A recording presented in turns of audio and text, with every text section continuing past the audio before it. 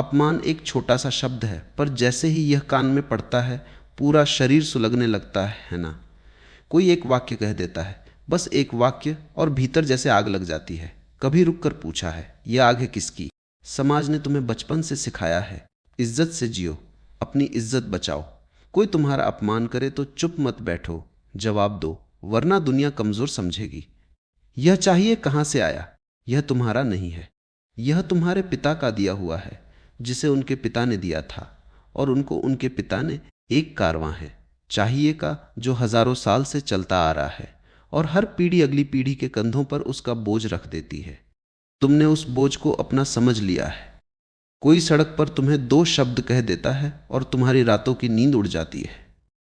क्यों? क्योंकि तुमने कभी पूछा ही नहीं, यह जो भीतर जल रहा है, यह मैं हूं, या यह सिर्फ वो अहंकार है जिसे मैंने कभी आंख भर कर देखा ही नहीं। एक बच्चा जब मिट्टी में खेलता है, कोई उसे गंदा कह दे तो वो हैस देता है, खेलता रहता है।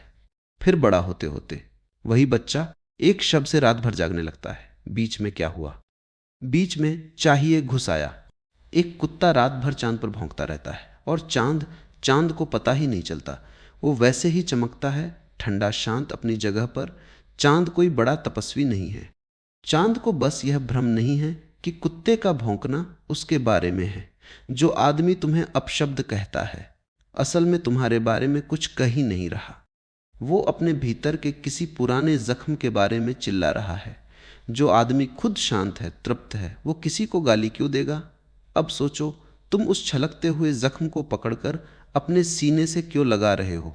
नदी में कोई पत्थर फेंक दे तो नदी रुकती नहीं। एक हल्की लहर उठती है और नदी फिर बहने लगती है, जैसे कुछ हुआ ही ना हो। नदी पत्थर से लड़ने नहीं जाती, क्योंकि नदी जानती है उसका काम बहना है, रुकना नहीं।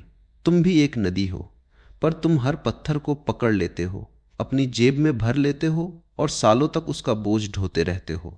जो अपमान कल हुआ था वो अभी कहाँ है? वो सिर्फ एक याद है, और वो याद तुम आज इसी पल में फिर से जी रहे हो। कैसा पागलपन है यह कि जो बीत चुका उसे तुम आज दोबारा घटा रहे हो। अपने ही मन में, वर्तमान में, इस पल में कोई अपमान नहीं होता। अपमान सिर्फ स्मृति में जीता है, या भविष्य के डर में। अभी इसी क्षण तुम सिर्फ बैठे हो, सांस ले रहे हो। यहां कोई दुश्मन नहीं है। अब एक बात ठीक से समझ लो, चुप रहना और डर के मारे चुप रहना, ये दो बिल्कुल अलग बातें हैं। एक आदमी डर से चुप रहता है क्योंकि उसमें जवाब देने की हिम्मत नहीं। भीतर गुस्सा है, पर वो उसे दबा रहा है। यह चुप्पी जहर है, यह भीतर ही भीतर सड़ती है और एक दिन बीमारी बनकर फूटती है। लेकिन एक दूसरा आदमी है जो चुप है क्योंकि उसने देख लिया है। उसने देख लिया है कि यह सारा खेल इज्जत और बेइज्जती का हवा में बना हुआ एक महल है। यह चुप्पी जहर नहीं, फूल है। तुम्हें कौन सी चुप्पी चाहिए? अब यह मत सोचना कि मैं तुम्हें कोई नया नियम दे रहा हूं कि हमेशा चुप रहो, कभी जवाब मत दो। नहीं, वो भी एक नई चाहिए बन जाएगी, एक नई कैद। मैं सिर्फ इतना कह रहा हूं, अगली बार कोई तुम्हारा अपमान करे, एक पल रुकना, सिर्फ एक पल, और देखना यह उठती हुई आग, यह प्रतिक्रिया आ कहां से रही है। शायद तुम फिर भी जवाब दो, शायद चुप रहो, यह मायने नहीं रखता। मायने यह रखता है कि तुमने प्रतिक्रिया नहीं की, तुमने देखा। एक फूल जंगल के किसी कोने में खिलता है, जहां देखने वाला कोई नहीं, कोई तारीफ करने वाला नहीं, कोई अपमान करने वाला भी नहीं। फिर भी वो फूल पूरी तरह खिलता है, अपनी पूरी खुशबू के साथ। उसे किसी की राय का इंतजार नहीं, ना बुरी ना अच्छी। तुम भी वही फूल हो, बस भूल गए हो। जीवन कोई समस्या नहीं है जिसे सुलझाना है, यह एक रहस्य है जिसे जीना है, हंसते हुए, रोते हुए, अपमानित होते हुए भी। हर स्वाद को चखो, कोई स्वाद बुरा नहीं होता। बस दूसरों की तरह प्रतिक्रिया मत करो, अपनी तरह जियो, यही असली विद्रोह है। अब तुम पूछोगे, तो यह कैसे होगा? तुम्हारा मन तुरंत एक तरीका खोजेगा, एक नई तरकीब। मुझे क्या करना चाहिए? मैं यह साक्षी भाव कैसे लाऊं? और यहीं तुम फिर से चूक जाओगे। यही तो तुम्हारी सबसे बड़ी बीमारी है। तुम हर चीज का गणित बनाना चाहते हो, हर चीज का एक तरीका ढूंढना चाहते हो, पर जीवन कोई गणित नहीं है। यह कोई मशीन नहीं है जिसका कोई मैनुअल हो। जब अगली बार कोई तुम्हें गाली दे तो यह मत सोचना कि तुम बहुत महान हो जो उसे माफ कर रहे हो। माफ करने में भी तुम्हारा अहंकार छिप कर खड़ा हो जाता है। देखो, मैंने उसे क्षमा कर दिया, मैं उससे कितना बड़ा हूं। नहीं, क्षमा तो एक भीख है जो अहंकार दूसरे को देता है।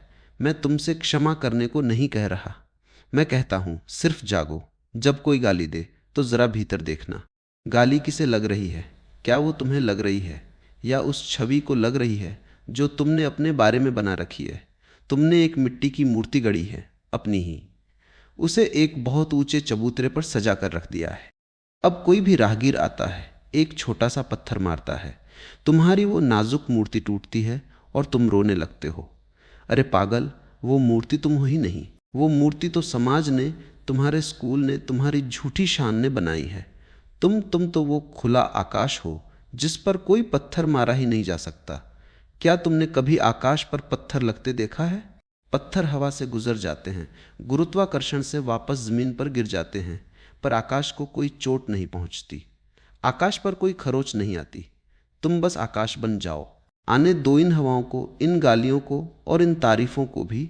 हाँ, तारीफ आए तो उसे भी गुजर जाने देना। उसे पकड़कर मत बैठना, क्योंकि याद रखना, जो तारीफ को मुट्ठी में पकड़ेगा वो गाली से जरूर चोट खाएगा। यह एक ही सिक्के के दो पहलू हैं। दोनों से मुक्त हो जाओ। एक शांत गहरी झील की तरह बनो, जिसमें कोई बाहर से कंकड़ फेंके तो सतह पर कुछ लहरें उठें और फिर किनारे ताते आते विलीन हो जाएं। झील यह शिकायत नहीं करती कि मुझ पर कंकड़ क्यों फेंका गया। वह बस अपनी गहराई में, अपनी शांति में फिर से लौट आती है। तुम्हें भी बस अपनी उसी गहराई में लौटना है। यही ध्यान है और यही तुम्हारा असली स्वभाव है।